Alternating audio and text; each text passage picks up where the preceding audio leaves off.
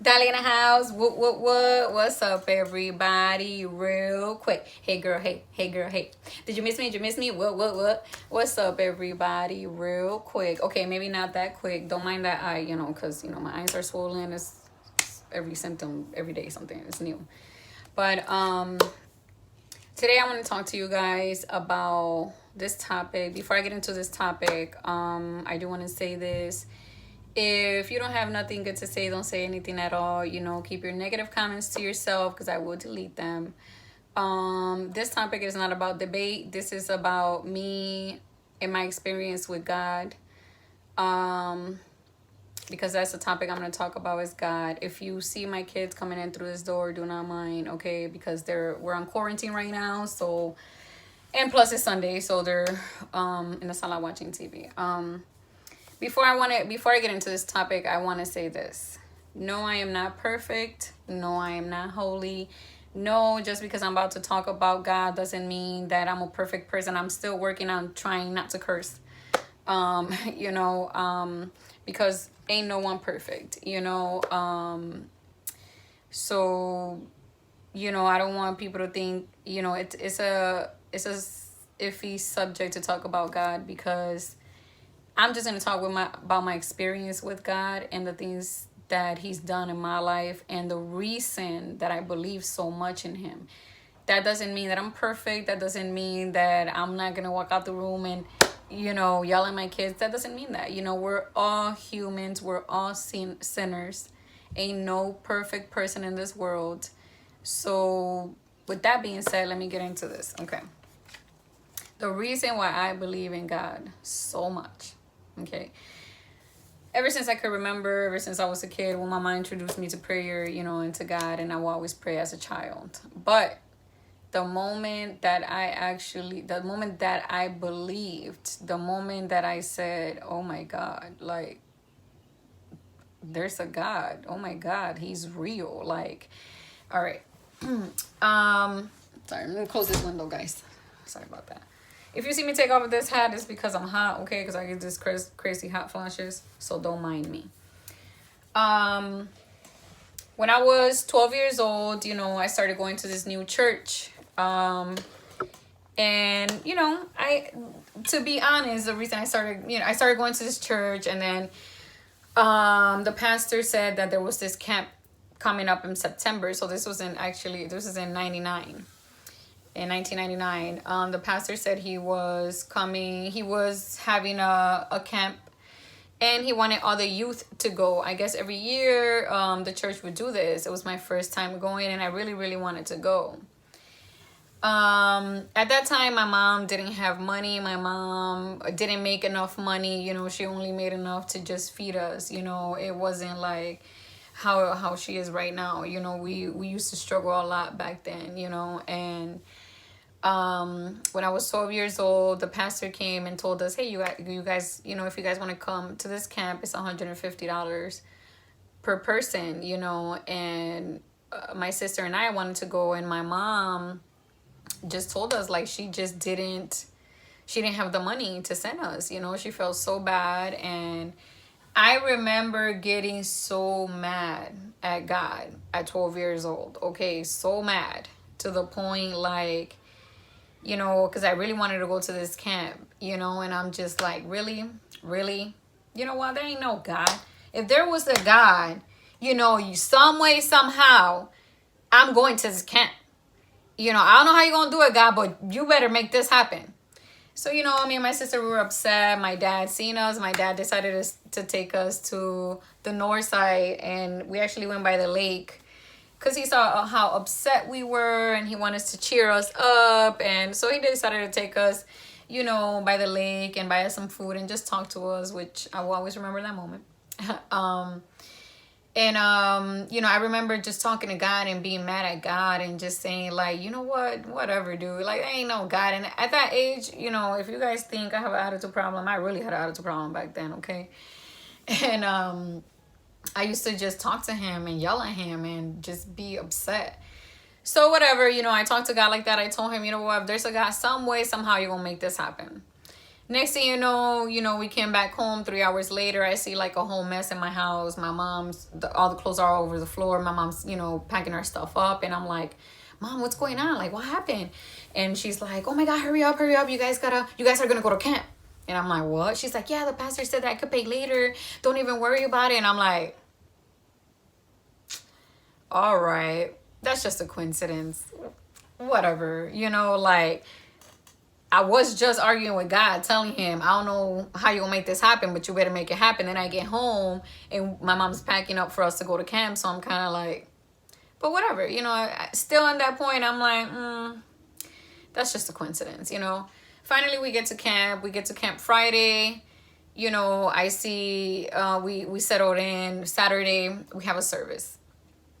Now, in my church, you know, every religion is different. Every Christian is different, you know, and every religion is different. That's why I don't want to talk about religion. But in my religion, and the church that I go to, we're Pentecostals. And, you know, we believe in dancing in the Holy Spirit. And, you know, at that age, at that time, I didn't believe in that. I didn't believe in dancing in the Holy Spirit. I didn't even believe there was a Holy Spirit, to be honest.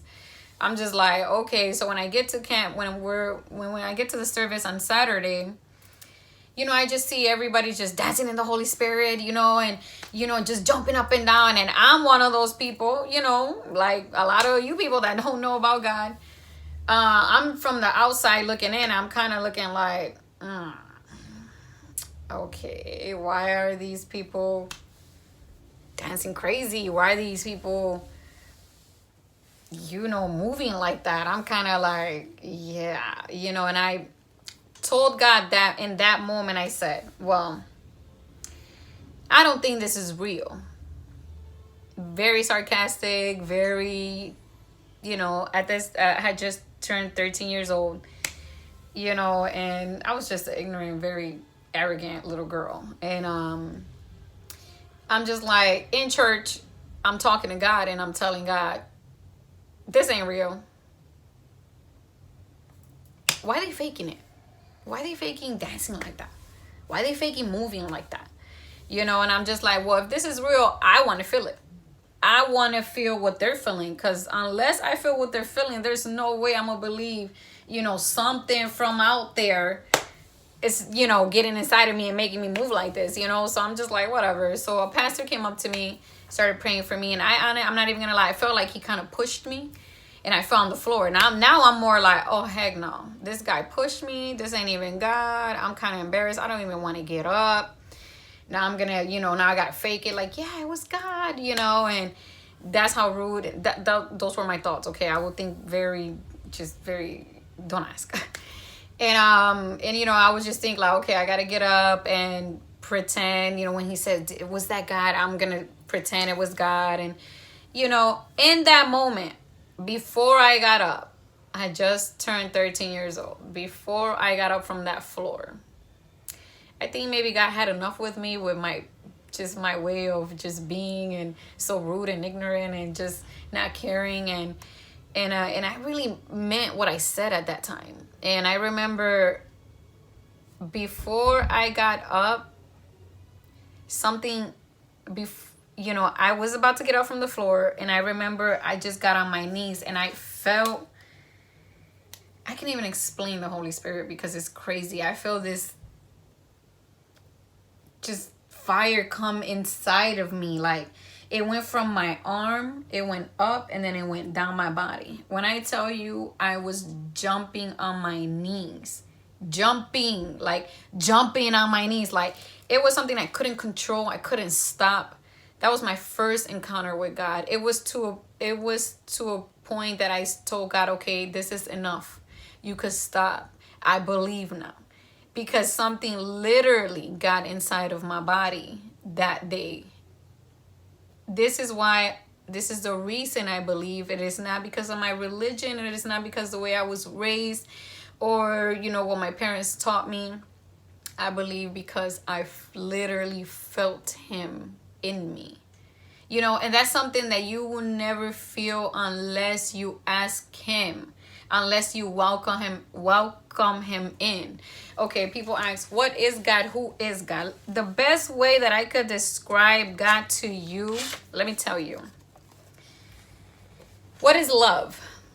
Okay, do you love your mom, your brother, your sister, your kids, a friend? What is love? If something was to happen to a stranger that you don't know, would it hurt you? But if something was to happen to someone close, would you cry? What is love? Can you grab it? Can you touch it? Can you see it? Can you taste it? No. But can you feel it?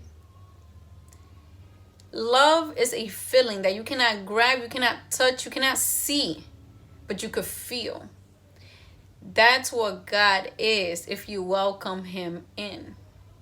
You might not see him, you might not be able to touch him, but you could feel him if you ask him to. Like I said, just because I'm talking about God doesn't mean I'm about to be a holy person tomorrow. Or, I'm working, I make a lot of mistakes. I have made plenty of mistakes, and that doesn't make me the person that I am today. Mistakes do make me the person that I am today. Because of my mistakes, I have learned from those mistakes. We are no one to judge or to point that finger at nobody. And that's what God is. That's the best way that I could describe God. So when people say, really, how do you believe in God? Really? You really think there's a God? That's the best way that I could describe God. The same way you love someone, the same way, like, you could go days without seeing that person, but you still love that person. Why? Why do you love that person? Can you grab it? Can you touch it? No, but you could feel it. It's a feeling. God, it's more than a feeling. God, it's real. But God, for you to be able to feel him, you have to ask him. You have to welcome him in. I see a lot of people post on social media, oh, now everybody wants to be holy. Now everybody wants to look for God because all these bad things are happening. And you know what? Rather you look for God now than never. You know who I feel sorry for? I feel sorry for the people that don't believe, the people that don't have faith, that people that never experience or encounter God. That's who I feel bad for. That's who I pray for. But if you feel like you just wanted to look for God because you scared of whatever, and what's the problem? As long as you look for him, it doesn't matter if you look for him now or later. As long as you look for him, see, it's the thing. God never left us. We left him plenty of times. He's never failed me. I failed him so many times, and yet he still opened his arms to me. How? Because the way I live.